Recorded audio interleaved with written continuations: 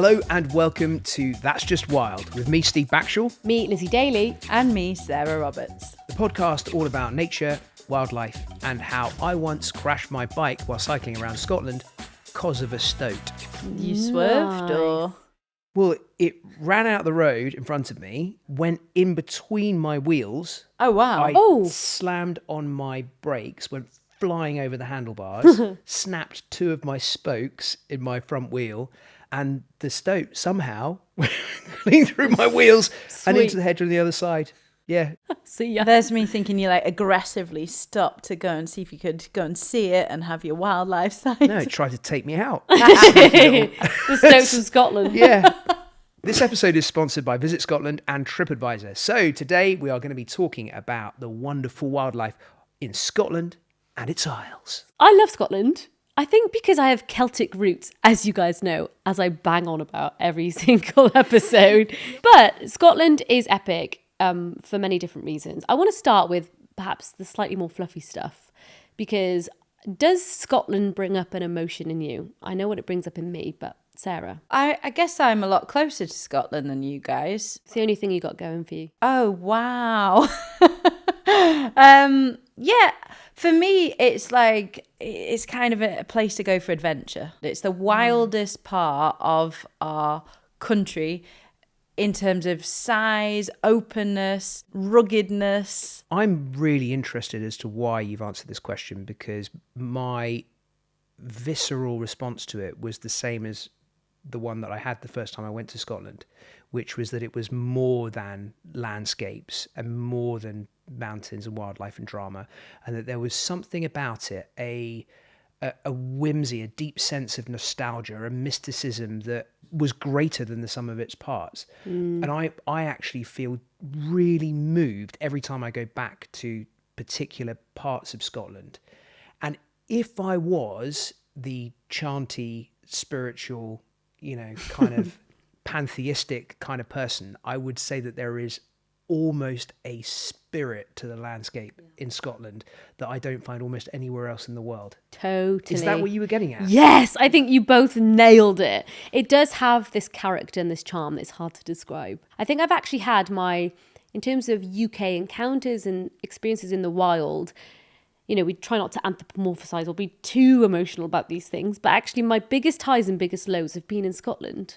Whether that's pushing boundaries physically or, in just sideways rain, or it could be experiencing something utterly epic and just a spectacle that I haven't ever seen before. Scotland has it for me. So I think you summed it up beautifully. Beautifully. Yeah. My favourite journey in the world is the Caledonian Sleeper from London up to Fort William and on beyond that to Inverness.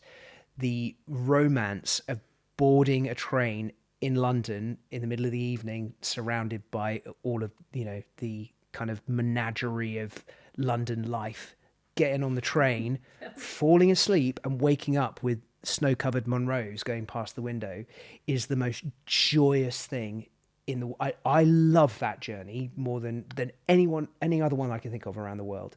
And, over the years, I've mostly used it for mountaineering. So I can go from London with my ice axes and my crampons in the rucksack and rock up and be, hanging off the north face of Ben Nevis or Alnwick Moor that same day as you arrive. And it's just magnificent. Absolutely love it. I was going to compare that to, platform 9 3/4 and going up to Hogwarts. But then I remembered that actually the Hogwarts train bit was filmed in Scotland. In Scotland? Yes, it was. Yes, so it isn't even that whimsical. Sarah, have you got any standout moments from your time in Scotland? Well, I guess I've got quite a few friends up there. I'm actually heading up to Scotland on Sunday. She's back. I know, I'm just traversing the UK. For me, it's not just the adventure, the wildlife, that crazy vastness, but it is the people. And for me, it's the Highland hospitality. And I guess that is because of the ruggedness and the wilds, that welcoming, that openness to just take a stranger into your house and let them use the loo or just make a cup of tea for someone or, they really embrace people up there in a way that we don't when you get into the cities of the UK and you get further from it and you end up in your little bubble. I think there it's it's still old school and I kind of love it. I haven't been to Scotland for a little while, but earlier this year, we had one day, it was completely still. I'm curious if you've ever had a day like this in Scotland, up in the hills. It wasn't far from Glencoe. We did a very short route, me and a friend Viv, and it was like, literally, I walked into one of the sports shops and I was like, I need crampons, I need an ice axe, and everyone else had done the same. So I had these giant ice axe because it's all they had left. It was like for a really tall 6'3" man and not a 5'2" woman. Anyway, so we did this route up and there wasn't a breath of wind. Thick snow on the ground. It was just us up this kind of like scrambly route to the top to around 700 meters.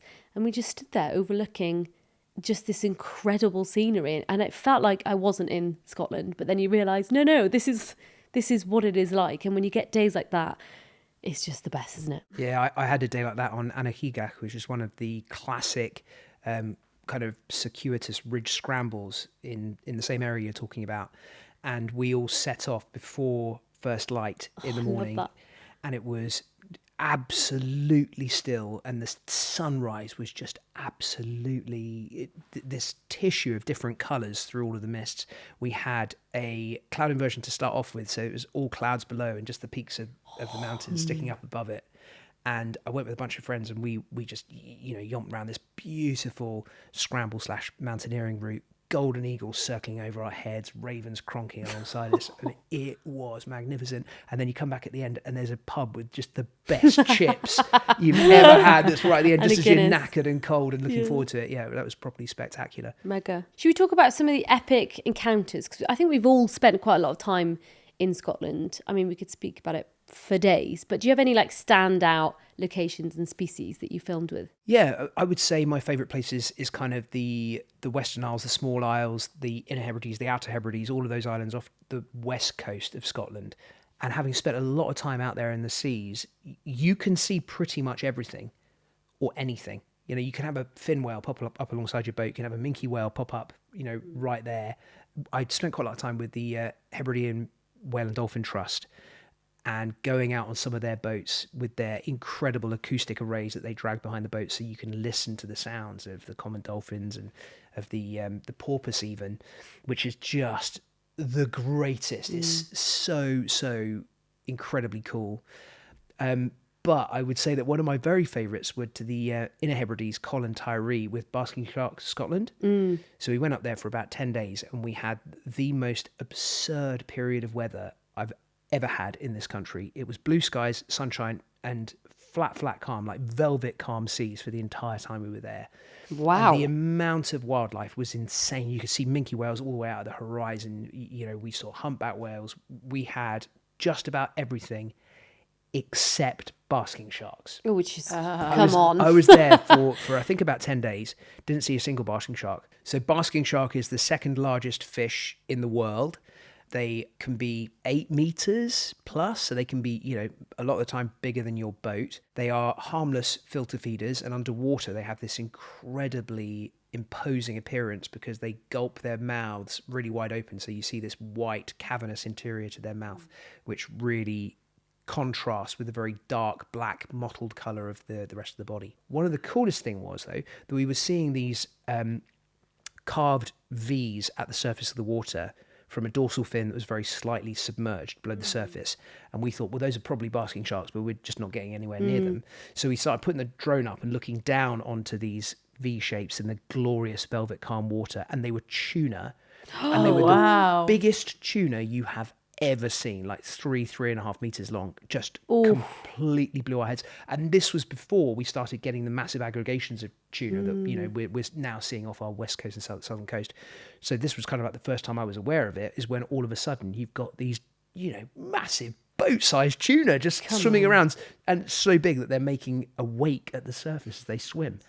But then the story has a twist to it, because after 10 days out there, all day, every day, out on the water looking for basking sharks, not seeing a single one, we got on the ferry back to the mainland, and as we left, we got a phone call saying, "Oh, Steve, there's 2 basking sharks swimming around in the harbour. Are you still here?" God, classic. What about Orca? Did you see any on that trip? We didn't on that trip, but I've been out with Orca Watch, which is very cool. Yeah. So just to tee this up, because Jonco is an orca that has escaped me. I've been to Scotland and the West Coast multiple times. I've timed it with Orca Watch to try and see Jonco, this male orca, part of the West Coast Community Pod, and I've never seen him. And Aquarius. And Aquarius, yeah, but I haven't seen either of them. Have you managed to see him yet? Why is he special, Jonco? So just a bit of background. The West Coast Community Pod used to be made up of 9 orca. Mm-hmm. You had 4 males and 5 females. Scientists and locals have been monitoring this West Coast Community Pod for however long. They've been actually documenting Jonco, this incredible male, huge dorsal fin with a very distinctive nick out of it. So they know it's him. Mm-hmm. They've been seeing him around the West Coast and around the coast of Scotland for 50 years. So they know he's an old orca. He's reaching end of life. And thanks to the groups such as Orca Watch, you know, we are getting an idea of where these orca are going. They travel up and down the west coast of Scotland, round to the east. They're big males. They are in the resident category of orca, so they do eat fish, but they travel. And they're, as I say, they're nearing the end of the kind of their lifespan, so who knows how long they'll be around for. There are, though, plenty of other pods of orca that are found around the Scottish coast, and particularly, I mean, the best places to go see them, we were up in John O'Groats, Orkney, Shetland are sensational places to go and see them. And, you know, these are animals that are probably mostly feeding on seals and also on fish. In fact, there was an amazing did you see the sequence on Wild Isles? Yes, this is I was there when they were filming it. That was the best British wildlife sequence I've ever. It was the opening sequence of the series, and holy moly. Orca are one of our most widespread successful predators, right? They can be found across our oceans, from Antarctica, you know, in the Southern Ocean, all the way up to, you know, here, and you get them high up in the Arctic now as well. So they're incredibly successful. There's lots of different ecotypes, and an ecotype is almost like a category of orca, a group of orca, and they're defined by lots of different things. So it can be down to their characteristics, their size. You might get, you know, for example, resident orca like the West Coast Community Pod largely depend on fish, but there's new evidence which shows that depending on food availability, some orca actually switch their diet, going from fish to mammals, feeding from seals, you know, to, well, the ones in Norway make that switch between harbour seals to herring. What's interesting, they're completely different in different parts of the world. Yeah, very much so. What is fascinating is quite how distinct those pods can be, how they can have, you know, subtly different appearance and physiology, how they can They're not all just black and white dolphins. They're not all just black and white dolphins or murder pandas, as I like to call them. They can have what would appear to be completely different languages from other populations. That they don't speak to each other, they don't interbreed. They may even be, we call them ecotypes, they may even be different species, which is just absolutely so cool. bonkers. So why do we see orcas in Scotland particularly? What is it about Scotland and the Scottish waters that attracts them there? Food. And also you've got this kind of shelf which brings in, you know, upwellings. You've got deep sea species meeting quite an abundant and vibrant shore. And if you go to places like Shetland, man, there's a lot of seals there that you can flush out. And that's one of the most beautiful things about like standing on the coast of Shetland and looking for orcas. You can literally be doing just that. You don't need a boat. You don't need anything. You can just have a pair of binoculars, get a call or a WhatsApp, and then suddenly you're watching this pod sail past the coast and be flushing out seal from the kelp. It's amazing. Yeah. So when we were up there a couple of years ago, up in the John O'Groats area, we were working with Orca Watch, which is this sort of, I guess you'd call them a citizen science group. Yeah. A group of people who are, they're all really passionate. The sense of fun and camaraderie amongst them is just joyous. It's such a giggle. Everyone, you know, they're traveling up and down the coast, going to these remarkably scenic, stunning parts of the world. If you've been to John O'Groats, in my head, before I went there, John O'Groats was somewhere that was just the end of the line if you were walking the length of the country. Or cycling it. Yeah. Yeah. And it is stunning. stunning. The coast has these precipitous cliff faces dropping down to the sea stacks sticking up out of the water, some of the most tempestuous currents you could ever see spinning around the base of them. You can look down from the cliffs and see dolphins and whales. And mermaids. Amounts of mermaids. We'll get to that, don't you worry. Amounts of puffins and gannets and fulmars that are just off the scale.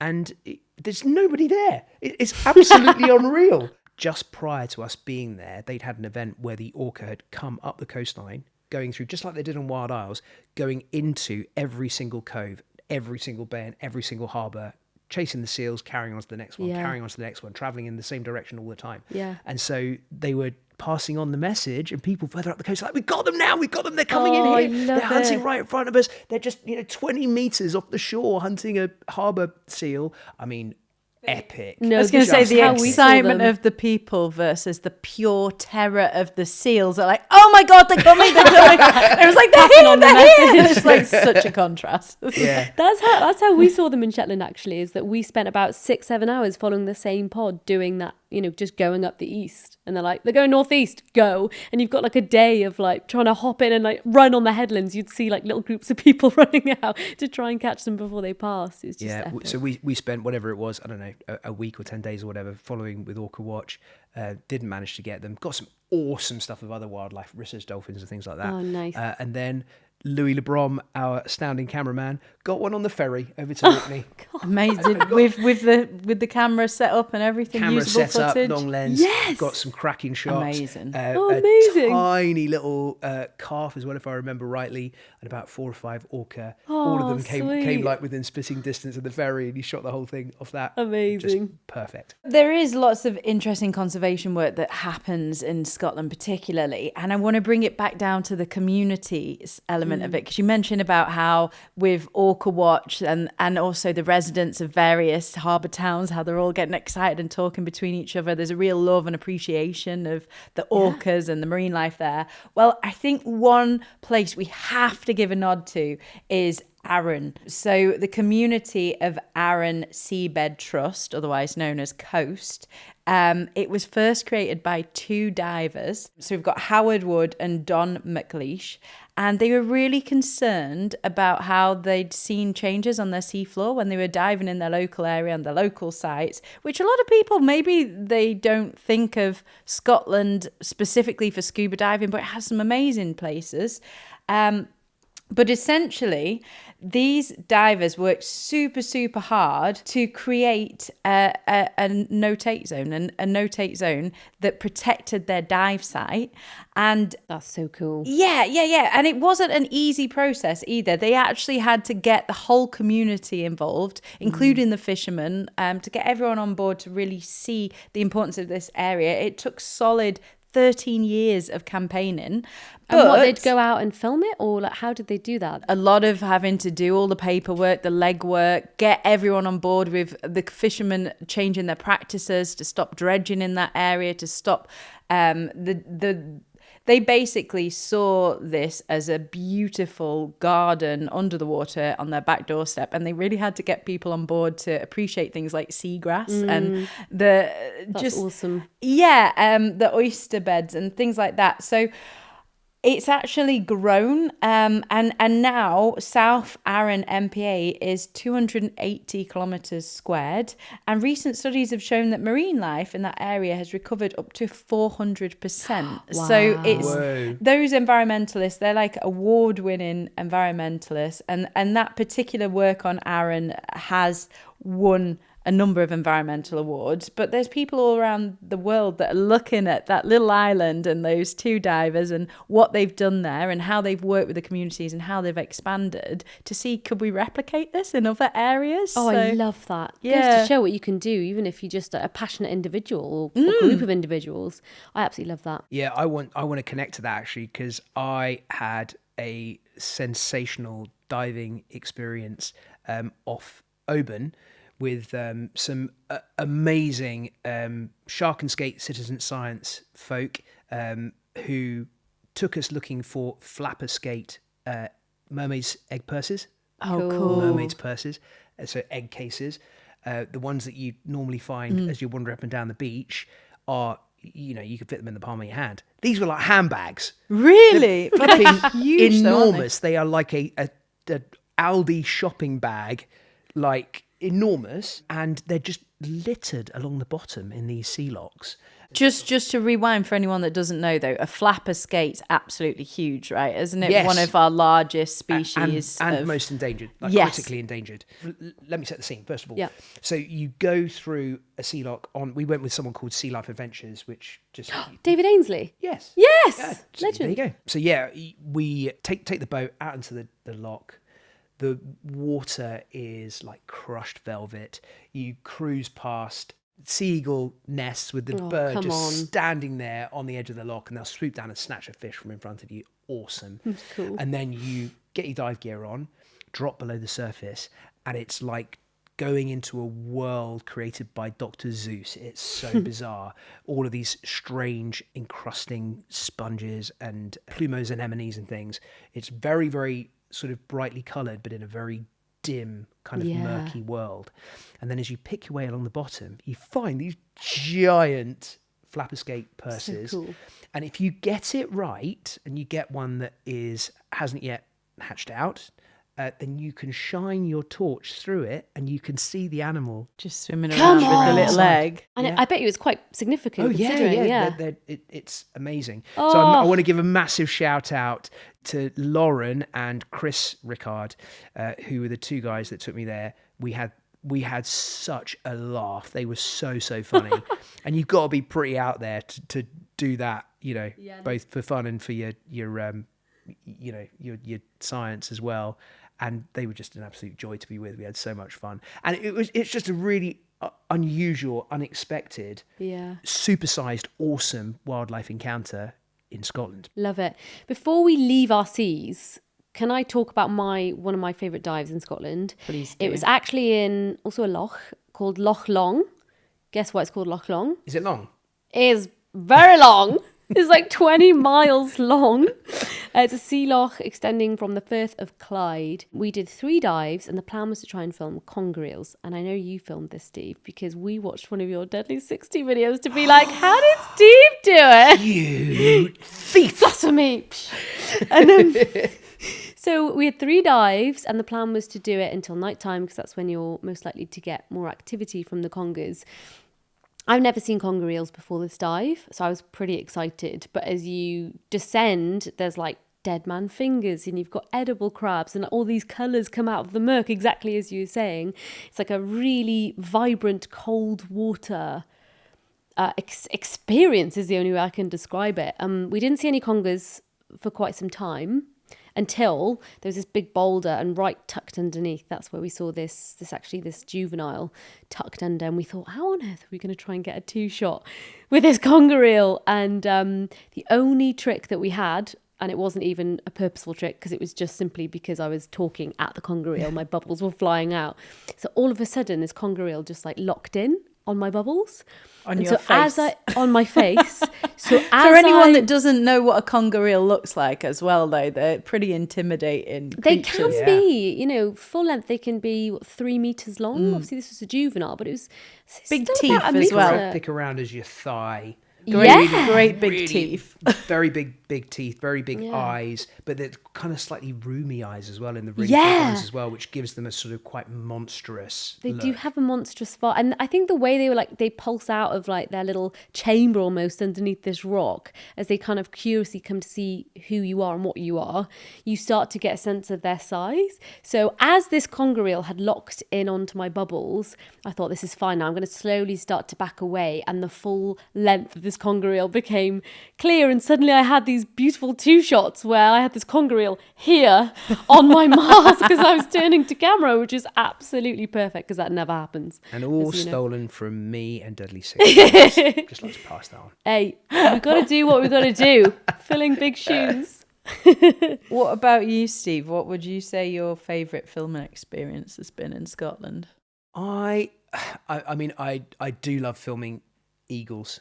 I think it's so people call buzzards tourist eagles because someone will drive along and they'll see a buzzard and they'll go, oh my gosh, it's an eagle.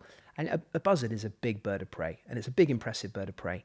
And then you see an eagle and you go, oh, right. Oh, okay. Yeah, no, that wasn't an eagle, because they're vast. I've filmed with whitetails a few times with lovely Dave Sexton. We climbed up into a tree and sat in the nest of an eagle with its chick in front of us, and the chick was the size of a swan. I mean, it was just enormous. And the nest so big and so heavy that it could take both my weight and the weight of an arborist as well. The two of us were sat in the nest tagging this chick, and it held us. It was just phenomenal.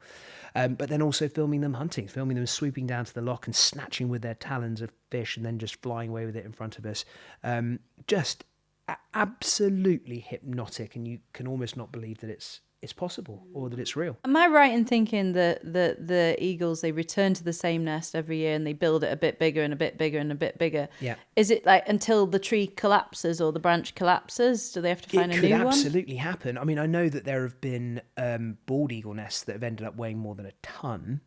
So What? yeah, so eventually, yeah, it absolutely could happen. And I mean, that it could support both of our bulks. Yeah, it's it's pretty mad. impressive. And there's just this massive, furious looking chick just sat there looking at us like, well, what do you want? So we just sat there putting Attitude. a ring on him and stuff. Yeah, that was really, really cool. Can I add in a little story there? Please. One of my favourites. I'd love to know what you think, because I actually spoke to Dave Sexton about it after we captured it. We were sat on the edge of a loch, horrendous weather, saw these two juvenile white-tailed sea eagles, and they started to hunt, or what looked like hunting, otters. Oh, really? Whoa. These otters were Wow. what I can only describe as porpoising through the water, trying to get away and under cover from these white-tailed sea eagles. And they were juveniles, so I think that's got something to do with it, probably not knowing actually otters can be pretty ferocious and they're quite a big prey item, but it's not impossible. They have found otter carcasses and skulls and bones in the nests of sea eagles. They have, but I don't know. I'm not surprised. Yeah. Taking on an otter, though, you would have to be psychotic. Mad, wouldn't you? They bit Terry Nutkin's fingers off. You know, these animals are psychotic. Why would you do that when there's a perfectly good fish available to you? Literally. It's so true. It was an amazing thing to see, actually. And actually, I've loved all the time that I've spent in Scotland trying to photograph, film, get close to otters. Any young naturalist listening to this that want to have like that naturalist moment where they try and observe and get close in an ethical way, but get close to an animal, I would say do it with otters in Scotland in a place like Mull. Because if you can get downwind and if you can position yourself in the right place, you know, the access is wonderful. And it's one of the most rewarding things to be sat 10 metres from an otter that's feeding along the shores, is coming up for breath and then going back down. You're crawling up, you know, in a position hidden behind a rock. And getting that encounter, they don't even know that you're there, I think is just like... It's so difficult to do in England or Wales. So difficult, There was, I don't know if he's still there actually, there was a very well-known otter that hung out around Mallaig Harbour off the west coast. Climb onto my kayak while I was paddling it. Oh, cool. I was trying to get a shot of him fishing in front of me. It's just always, I do a lot of trying to film from a kayak, and it's the worst possible way to film anything because you're rolling all over the place, inevitably at sea. I was trying to get a shot of him, and next thing I knew, he climbed up onto the front of my boat and just sat there looking at me like, well, you got anything for me or what? And my other otter story, I might have told this before, stop me if I have, but it was filming for Deadly. We went up and we were trying to film otters feeding in the daytime in Scottish sea lochs, and we had quite a tough time finding one. Eventually we got one just south of Fort William, and this otter came up onto the shore, and my camera operator and I were just right down by the edge. We were keeping absolutely, totally silent as this thing came up, pulling a fish up, and then my cameraman's phone went off with a full-on, old-fashioned, like, late 90s ringtone. And gone, didn't see it again. Otter disappeared. Not. And my camera was like, well, we haven't had any service for hours, and my phone just came back in service. Oh no. He was devastated. Were you secretly a bit fuming? There's no secret about it. That's never been aired. No, it has never been aired. What about you, Sarah? I mean, my filming experiences in Scotland have largely been with the British Upland podcast that I did. And to be honest, it was really interesting because I got a bit of a behind the scenes look for crofters, from landowners, tree planters, like Trees for Life. One of the weirdly interesting debates that we covered was the Great Caledonian Forest. So the Great Caledonian Forest is almost mythical. It was supposed to have covered the whole of Scotland near enough, a very, very vast area of land after the Ice Age. We're talking 7,000 years ago now.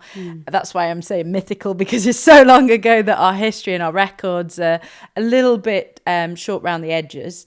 But the idea was that there was this huge, huge forest, and we used a lot of the timber to build boats, houses, but then we also changed the way we used the land. We brought in sheep, we had crofters, we had these huge deer areas that we brought in. And so on that principle, there's still a lot of people now looking to replant as much of that forest as we can and to bring back that habitat, which is interesting one, because obviously a lot of that forest will absolutely have existed. But we met with a guy called Dr. James Fenton, and his argument was that forests naturally degrade after an ice age because of the soils, the change in the soils and the pH, that they naturally do become a bit more sparse. So yes, it may once have been this magnificently thick forest, but it would have also naturally turned to peatland. And the way that land works, it would have looked in our version of history a little bit different to how we imagine it. It might even have been sparse areas of woodland, but then a bit of openness, and then a bit more woodland and a bit of openness. The landscape is massively shaped by the land use and the deer and the rest of it. And really, we want to bring in more biodiversity. We want to change that. But then there's this alternative debate, which is the importance of the peatland and the openness of those areas as well, in terms of it being not just a huge carbon storage area, but important habitat for nesting birds. And for all the birders out there, Scotland's open areas are home to things like capercaillie, black grouse, lapwing. They're really important habitat. And actually what I got from doing that podcast was this real appreciation of peat and of wetlands and of that habitat in itself, that tundra habitat being just almost as important as forestry. Well, also having somewhere that is, boggy and marshy, that other than gathering of peat, is very difficult to monetize, to build on, to move into, to walk over. So it stays automatically open. Becomes a kind of protected habitat, which is free of us. Which is with the idea of the Great Caledonian Forest, was there not a hypothesis that it could have basically have been hacked down by us? Yeah, well, that's kind of the underlying story that a lot of people lean into, is like, oh, we built longboats, or we took all the trees, and it's actually, we're trying to undo what we've done wrong. We want to replant and undo that damage. But actually, there's that alternative point of view that, okay, we ought to put more trees, but we have to be very tactical about where the trees go, and also in protecting that ecosystem in itself too. But for anyone that really wants to learn more about the reforesting efforts and the rewilding efforts, there's this really cool place, which we also went and filmed with Trees for Life, which is Dundregan Rewilding Centre. And they do courses. Can you say it in a Scottish accent? Oh, please, you do it, Lizzie. Help me out. I've actually visited Dundregan Rewilding Centre. Move us along, somebody. Can I super quick, because I think two of the cuddly furries that you could potentially see in Scotland that you don't see just about everywhere else are the Scottish wildcat. Oh yeah, endemic species, which has such a powerful story and is itself, the tiger of the Highlands. Lots of big efforts made to try and bring those back from the brink, but also pine martens, kind of like a supersized stoat. So they are in the weasel family. They're kind of about as long as a domestic cat, but much thinner, incredibly sleek slinky in the way they move, and they have a very characteristic kind of butter-coloured bib under a glorious russet ginger coat. I've filmed pine martens a few times, and it's quite tricky. It's quite tricky finding somewhere that you can go where you'll reliably see them. But there are a few places where there are hides set up, and you can sit up late into the night. And then, in the early hours, this phenomenally beautiful form will kind of creep in with almost serpentine movement in front of you and start feeding. And I in one of the centres, I think it was near Aviemore, we had them stood up, and they were right in front of me, just Cool. munching away. It was for the one show, actually, a long time ago. They didn't come until about 1 o'clock in the morning. And Cool. we were all just kind of like, oh, we're so over this. And then this magical creature appears in front of you, and you're like, oh yeah, no, it was well worth it. Yeah, icons of Scotland, aren't they, really? Pine martens. And I'd love to see a Scottish wildcat. It's really hard to find them, though, isn't it? Yeah. I worked with a project that was working towards reintroductions, and we did get to see them in decent sized enclosures. I've not seen one in the wild, but it's tricky. Yeah. It's really tricky, but they are out there. They're out there. Challenge accepted. Phantoms, ghosts in the forest. Well, listen, you guys mentioned some of the islands around Scotland, but what does Orkney, Shetland, the Faroe Islands, what do they all have in common? Puffins? Oh, yeah, they do have Atlantic puffins in common. Not what I'm thinking. Very reduced tree cover. They're all part of a big worm. You're like, what? I love this. Okay, so we talked about we talked about how those crazy feels of going to Scotland, it still feels wild. It has this kind of mythical place to it. And maybe that's part of our inner Vikings, because the North mythology around Scotland is so interesting. But basically, all of those islands are part of Mester Storeworm, a huge sea serpent who scared the hell out of everyone on land and sea until a king recruited a young farm boy with a piece of smouldering peat for help.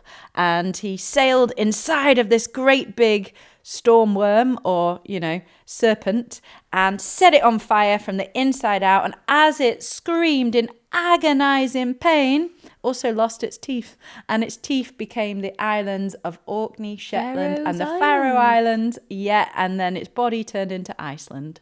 I love that. I actually love the all of the crazy mythical stuff. The Norse around folklore Scotland. is awesome, isn't it? I mean, I haven't even time to cover kelpies, but I mean, if you want to dig into those stories, it's similar to the pink river dolphin in Amazonia that we've covered in the past. Only it's kind of reversed. This time it's the women that were those sexy selkies on the beach Sexy that sea attracted ladies. they got trapped into marriage and kids, the poor selkies. Definitely look that up. Outside of this podcast, that won't be on us. My absolute highlight is spending time in the Isle of Noss. I just want to finish on this because our seabirds, our gannets, our puffins, our bonksies. I love a skewer, like cheeky birds. But, standing on a cliff edge in the Isle of Noss and you're getting battered by Atlantic winds and you're seeing just gannets just dance around in their thousands, for me, is what the spirit of Scotland is. It's that feeling like you are just so insignificant, but what a beautiful place, what a beautiful landscape, and how you just see how everything's connected and you feel like you're at the top of the world. But the Isle of Noss for me is the crown jewel of Scotland. It's everything that I love about it. It's wild. It's just beautiful in every way. So nice way to end. Right, that's it for today. Thank you to Visit Scotland and TripAdvisor for sponsoring this episode. You can plan your own Scottish trip. Please do, after all our stories and hopefully lots of inspirational ideas for you when you next go. So you head to tripadvisor.co.uk/Scotland. And remember, you'll have a Q&A episode coming your way on Friday. So send your questions to questions@that'sjustwild.com and we'll get to them. That's Just Wild is an original Fresh Air production. The producers are Eva Higginbotham, Emma Crampton and Izzy Clark. Your support's really welcome. You can follow us on your favourite podcast app, leave us a review. It makes all the difference to the whole team. And for ad-free listening, special deep dive episodes and members-only benefits, you can subscribe to us at that'sjustwild.com. Remember, we're on YouTube, TikTok, Instagram, Facebook, and you can find us at That's Just Wild Pod. Thanks for listening. See you next week.